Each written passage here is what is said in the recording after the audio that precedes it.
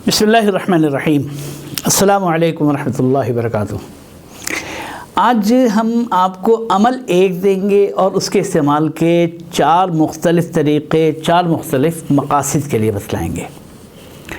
वैसे तो कुरान पाक का लफ्ज़ लफ्ज़ और हर्फ हर्फ इतना बाबरकत है कि कुरान पाक में से जो काम आपको हासिल करना हो, जो आयत पढ़ेंगे इंशाअल्लाह आपको वो मकसद हासिल होगा। लेकिन हम आज जिस आयत मुबारका के हवाले से बात कर रहे हैं, इसके बारे में तो उलमाए किराम ने बहुत कुछ लिखा है।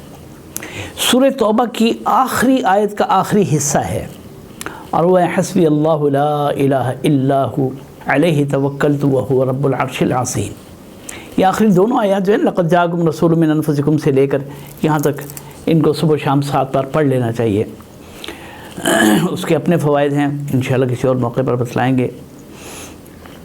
तो ये जो आखिरी इसका टुकड़ा है, हस्बी अल्लाह, मुझे अल्लाह काफ़ी है, ला इलाहा इल्ला हु, उसके अलावा कोई कारसाज है ही नहीं, अलैहि तवक्कल्त, मेरा भरोसा उसी पर है, वहुवा रब्बुल अर्शिल अज़ीम, ये ज़मीन के ऊपर ये छोटी छोटी ज़रूरतों का क्या रोना, वो तो अर्श अज़ीम का मालिक है। ये कायनात के बाकी ये छोटे मोटे सैयारे सितारे और ये ज़मीन और इसकी हाजतें ज़रूरतें उसकी रुबूबियत और उसकी कुदरत के हवाले से यानी क्या हैसियत क्या रखती हैं। तो अपने मामले को अल्लाह पे छोड़ने के लिए हस्बी अल्लाह से ऊँचा कोई अमल नहीं है। हस्बी अल्लाह, हस्बन अल्लाह, हस्बी अल्लाह का मतलब मुझे अल्लाह काफ़ी है, हस्बन अल्लाह का मतलब है हमें अल्लाह काफ़ी है। तो हस्बी अल्लाह से शुरू होने वाला ये आयत का आखिरी पोर्शन ये इतना मुफीद है कि हिंदुस्तान की एक अज़ीम तरीन रूहानी और इल्मी हस्ती शाह वलीउल्लाह मुहद्दिस देहलवी के अकलौते जानशीन 4 साहबजादगान थे, लेकिन हज़रत शाह साहब ने अपने कम उम्र बेटे 13 साल की उम्र में शाह अब्दुल अज़ीज़ मुहद्दिस देहलवी को हदीस की मसनद पर अपनी जगह बैठा दिया। और ये नहीं है कि बाप की जगह बेटा बिठा दिया गया किसी अपना पीर ज़्यादा होने की वजह से, जैसे आजकल होता है गद्दी के ऊपर जो है ना वो पैम्पर किए हुए निपल चूसते हुए बच्चों को बिठा दिया जाता है, क्यों जी के पीरों की औलाद है। नहीं, ऐसा नहीं था। पूरे हिंद में शाह अब्दुल अज़ीज़ मुहद्दिस देहलवी रहमतुल्लाह अलैह जैसी इल्मी शख्सियत उस वक्त पाई नहीं जाती थी। 13 साल की उम्र में पूरे हिंद में उन्होंने अपना डंका बजाया और साबित किया कि शाह वलीउल्लाह मुहद्दिस देहलवी की सीट का मेरे अलावा अहल कोई नहीं है। बहुत बड़ी इल्मी शख्सियत, इनकी तफसीर भी मौजूद है और भी। तो ये हज़रत शाह अब्दुल अज़ीज़ मुहद्दिस देहलवी रहमतुल्लाह अलैह फरमाते हैं कि 4 मक़ासिद के हवाले से ये आयत अक्सीर का दर्जा रखती है। अक्सीर का दर्जा, अक्सीर और तिर्याक जो है ना वो हकीमों की इस्तिलाह में ये कहा जाता है उस बीमारी को जो जहर को काटने के लिए होती है। सांप ने काट लिया, बिच्छू ने काट लिया या कोई जहरीली चीज़ खा ली तो फ़ौरी तौर पर जो चीज़ उसमें फ़ायदा देने वाली है वो तिर्याक या अक्सीर कहलाती है। तो फरमाते हैं कि ये अक्सीर का दर्जा रखती है 4 मक़ासिद में। लेकिन इसके साथ ही वो फरमाते हैं कि जिस मकसद के लिए पढ़ना हो हमतन उस मकसद के लिए मुतवज्जे हो जाएं और इसी आयत को पढ़ना है, उसकी तादाद बदल जाएगी और तादाद बदलने की वजह भी बदल जाएगी। मसलन हमने पढ़ना है अपने रिज़्क़ में वुसअत हासिल करने के लिए, फरावानी हासिल करने के लिए, रिज़्क़ के दरवाज़े खुलने के लिए, रिज़्क़ के हासिल होने में जो मुश्किलात, दिक्कतें, दुश्वारियाँ और रुकावटें पेश आ रही हैं उनके दूर होने के लिए वगैरह वगैरह।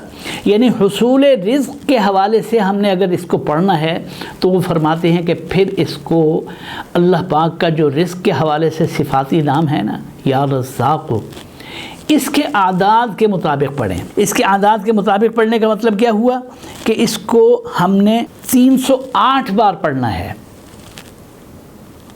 308 بار پڑھیں گے، الرزاق کے عدد کے مطابق پڑھیں گے، رزق کے حصول کی نیت کر کے پڑھیں گے، انشاءاللہ اللہ پاک رزق میں رکاوٹیں آ رہی ہیں تو دور کر دیں گے، تنگی ہے تو اسے وسعت میں اللہ پاک تبدیل کر دیں گے، اور اس حوالے سے آپ کی جو بھی خواہش، ضرورت اور ڈیمانڈ ہے اللہ کرے گا کہ وہ انشاءاللہ پوری ہو جائے گی۔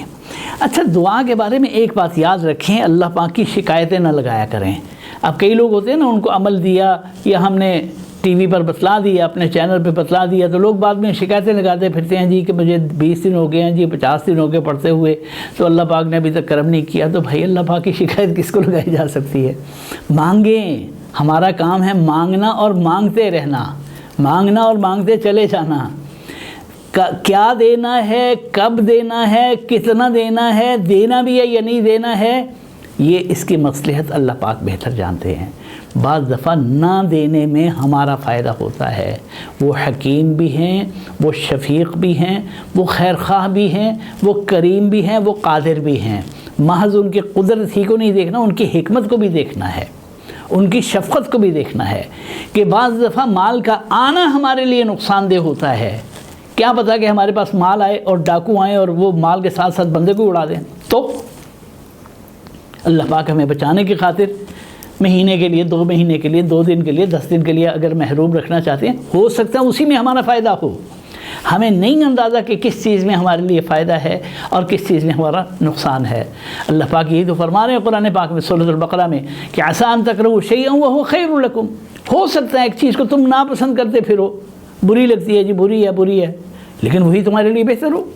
وعسیٰ ان تحبوا شیئا وہو شر لکم، اور ہو سکتا ہے کہ ایک چیز تمہیں بڑی پسند آ رہی ہو، لپک کے اس کی طرف تم بھاگ رہے ہو اور اسے ہر صورت حاصل کرنے کے لیے تم ڈورے اور کنڈے ڈال رہے ہو، لیکن وہی چیز تمہارے لیے نقصان اور شر کا باعث بن رہی ہو۔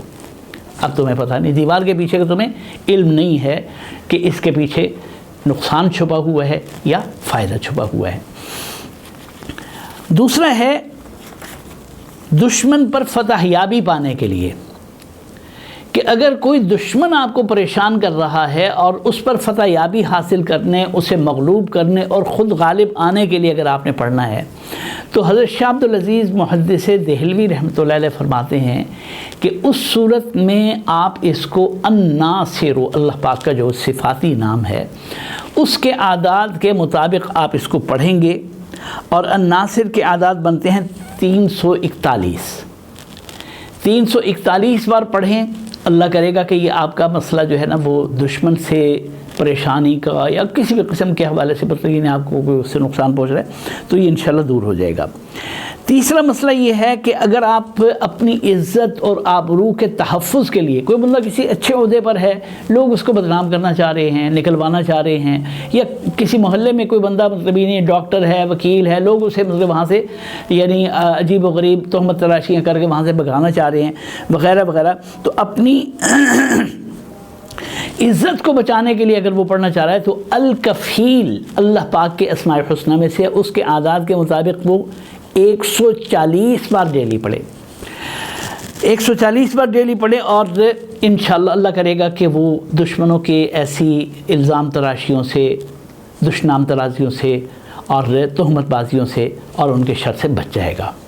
اور اگر آدمی یہ چاہتا ہے کہ میں کسی ضرر سے بچا رہوں، مجھے کوئی چیز ضرر نہ دے، تو اس ضرر سے بچنے کے لیے بہترین طریقہ یہ ہے کہ اللہ پاک کے نام الکافی کے عدد کے مطابق 111 بار روزانہ پڑھ لیا کرے۔